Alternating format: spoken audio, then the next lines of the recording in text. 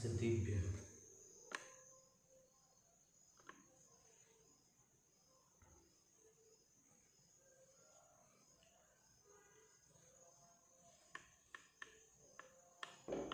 संलेखना में स्थित साधु को क्षपक, आर्यिका को क्षपिका, क्षुल्लक को साधक और क्षुल्लिका को साधिका कहते हैं। शेष प्रतिमाधारियों के लिए भी यही व्यवस्था है। मृत्यु महोत्सव में मृत्यु को 3 रूपक दिए गए हैं। मृत्यु रूपी राजा, मृत्यु रूपी कल्प वृक्ष और मृत्यु रूपी मित्र। ये तीनों विशेषण अनिष्ट को दिए जाने वाले विशेषण नहीं है, किंतु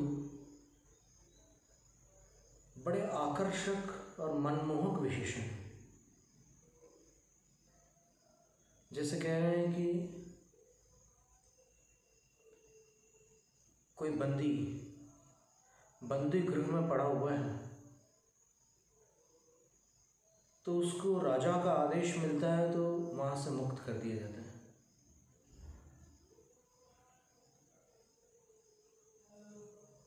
फिर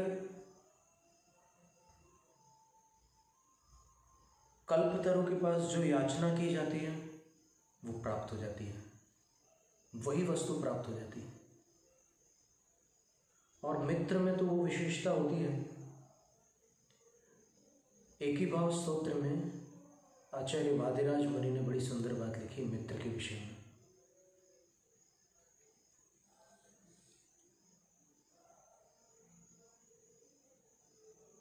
लोकस्यैकस्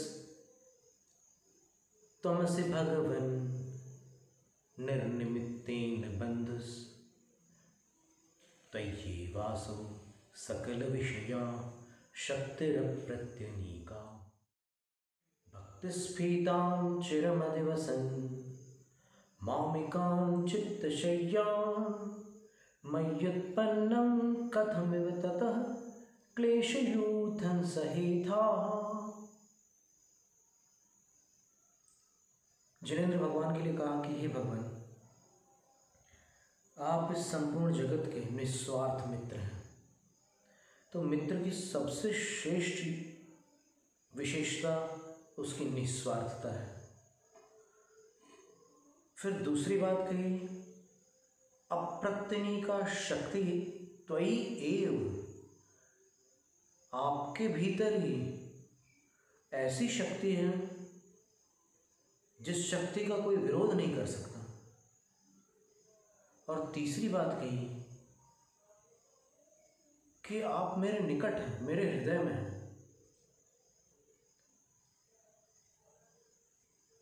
तो ये 3 बातें अगर कहीं उपलब्ध हो जाए तो संकट या क्लेश समूह कैसे ठहर सकता है। तो मृत्यु महोत्सव में मृत्यु को मित्र कहा है। और वो मित्र कैसा मित्र है?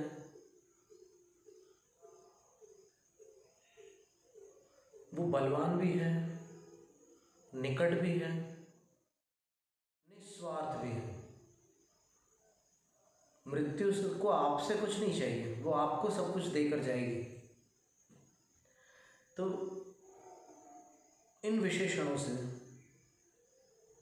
मृत्यु की घबराहट को नष्ट करके बड़े आनंद के साथ उसका स्वागत किया जाता है। और जो भी जागृत साधक है उसको मृत्यु का भय नहीं होता। जैसे कभी कोई पुराने कपड़े उतार कर नए वस्त्र धारण करता है तो प्रसन्न मुख होकर धारण करता है, यही स्थिति यहाँ पर है। जीर्णे वस्त्रे यथात्मानं न जीर्णं मन्यते बुधः, जीर्णे स्वदेहेप्यात्मानं न जीर्णं मन्यते तथा। समाधि तंत्र में आचार्य पूज्यपाद स्वामी कहते हैं कि कपड़े पुराने होने पर कोई अपने आप को पुराना नहीं मानता, उसी प्रकार अंतरात्मा इस शरीर के पुराने हो जाने पर आत्मा को जर्जरित वृद्ध नहीं मानता और जीवन भर की साधना का ये फल होता है। अंतःक्रियाधिकरणम तपः फलम सकल दर्शनस्तुते। समंतभद्राचार्य कहते हैं कि सर्वज्ञ भगवान सर्वदर्शी परमात्मा ने कहा है कि ये जो मरण का काल है, ये जो अंतिम क्रिया है, संलेखना की जो विधि है, वो किसी जन्म की तपस्या का फल है। इस जन्म की भी तपस्या हो सकती है, वो पूर्व भाव की भी हो सकती है, लेकिन तपः फलम तपस्या का फल है। तो इस अवसर को सुअवसर बनाना अपनी मानसिकता पर निर्भर करता है। अपन पीड़ा होने पर पीड़ित न हो, ये क्षमता अपन ने दीक्षा लेकर प्राप्त की है। पीड़ा होने पर भी पीड़ित न होना ही साधना है, और इस साधना को प्राप्त करने वाले पीड़ा से निश्चिंत रहते हैं। नहीं वेदना सतावे, ये विचार भी उनके अंदर नहीं आता।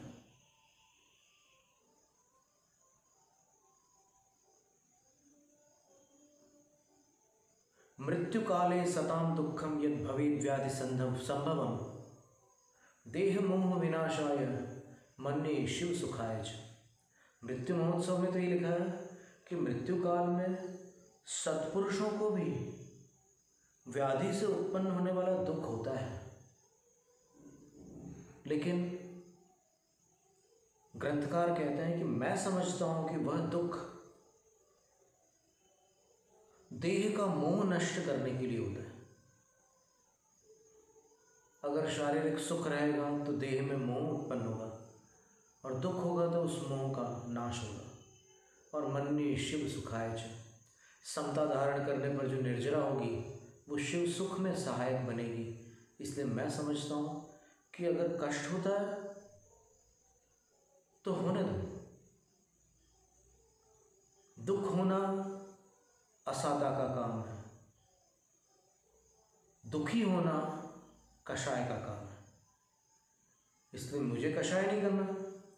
काय संलेखना चली रही है, कषाय संलेखना मेरे भीतर की पद्धति है, प्रक्रिया है, फिर मुझे चिंता किस बात की है। और परमेश्वरियों के वचन मुझे सुनने मिल रहे हैं, शास्त्रों की वाणी मेरे कानों तक जा रही है, वो अमृत के रूप में अंदर मेरे लिए एक सिंचन कर रही है। जन्म जरा और मरण रोग को हरण कर रही है जिनवाणी। और ये शरीर जो है काय संलेखना के माध्यम से भी कई विषैले तत्व शरीर से अलग हो जाते हैं। दोनों तरफ से मैं माला माल हो रहा हूँ, तो फिर मुझे आनंद के अतिरिक्त और क्या अनुभूति हो सकती है। संलेखना से बढ़ कर के आनंद का काल और कौन सा हो सकता है। और मरण,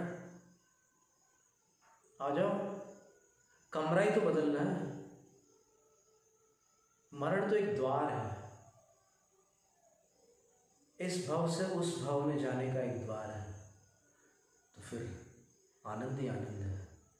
समाधि मरण होता है तो समाधिना मरणम समाधि मरणम, धर्म ध्यान के साथ जो मरण होता है उसको समाधि मरण कहते हैं। और मेरी रग रग में नमोकार है, तो फिर अगर मैं नमो बोलता हूँ और मेरे प्राण निकल जाते हैं तो भी मैं धन्य हूँ। और नमो अरिहंताणम बोलता हूँ तब तो क्या कहना है।